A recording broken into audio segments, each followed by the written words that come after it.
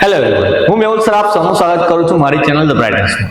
તો આજના વિડીયો આપણે ડિપ્લોમા સેમેસ્ટર 5 ની જીટી એક્ઝામ માટેની જે ટોપ 25 મોસ્ટ આઈએમપી ક્વેશ્ચનની સિરીઝ સ્ટાર્ટ કરી, જેમાં manufacturing engineering ME3, okay, ME1 2 પતી ગયું, હવે ME3 જે લાસ્ટ સેમ 6 માં નહીં આવવાનું, હવે ME3 ના મોસ્ટ આઈએમપી ક્વેશ્ચન જોઈશું.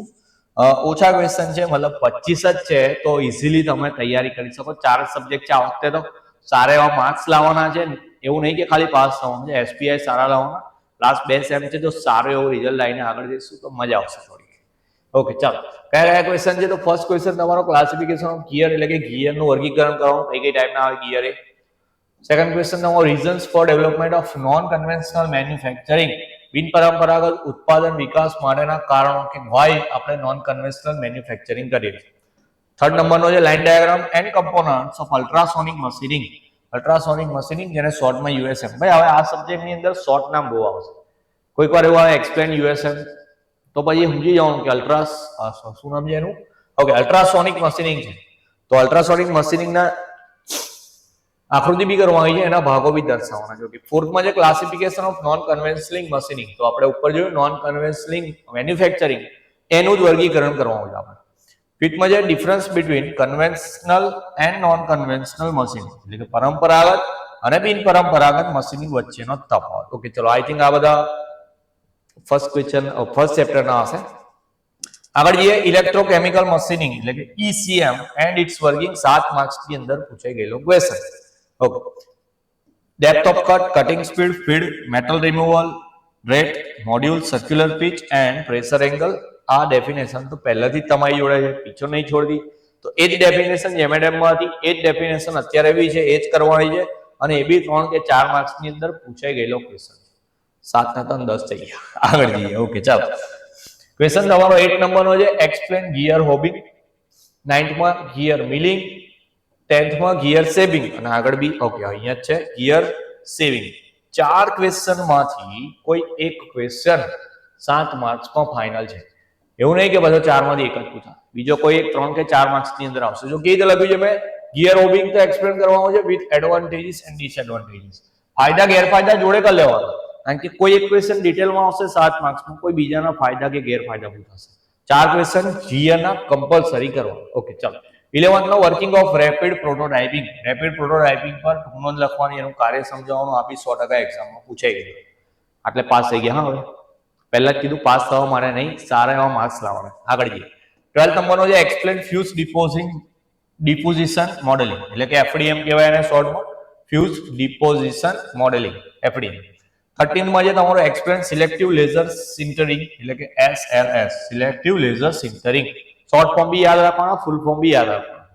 14th માં છે draw V-thread and explain its various component, તો V-thread ની આકૃતિ દોરી, એના જુદા જુદા ભાગો સમજાવવાના. 15th માં તમારું સ્ટીરિયો લિથોગ્રાફી, એને કદાચ SLA કહે છે, એને વિથ ડાયાગ્રામ સમજાવવાનું છે. સ્ટીરિયો લિથોગ્રાફી, જેનું નામ SLA છે. ઓકે, 16th માં છે તમારું construction and working of electrical discharge machining, EDM. આ બી મને લાગે છે આ વખતે 100% આવશે. મને એવું લાગે છે કે આ વર્કિંગ જે આપણે ઉપર મેં આગળ કીધું, તમને કયો ક્વેશ્ચન કીધું? ઇલેક્ટ્રોકેમિકલ વાળો કીધું અહીંયા. હા, 6 નંબરનો ઇલેક્ટ્રોકેમિકલ અને ઇલેક્ટ્રિકલ ડિસ્ચાર્જ વાળો ઓર્મ આવશે આ વખતે. 7 માર્ક્સ બંને કરીશું, કન્ફર્મ નથી કહેતો, પણ મે બી એવું હશે, પણ આપણે બંને તૈયાર કરીશું. અલગ જગ્યા નહીં તૈયાર થયા તો મને ગાળો દેશે, એટલે બંને તૈયાર કરી જવાનું. ઓકે, 18th માં તમારો draw and explain computer integrated manufacturing wheel. 100% પૂછાઈ ગયેલો એક્ઝામમાં. CIM વ્હીલ ને દોરવાનું અને એના ભાગો દર્શાવવાના. CIM વ્હીલ 100% આવશે. CIM વ્હીલ પછી એના જ 2 ક્વેશ્ચન, કે CIM ની અંદર એન્જિનિયરનો શું રોલ છે અને CIM ની અંદર મેનેજમેન્ટનો શું રોલ છે.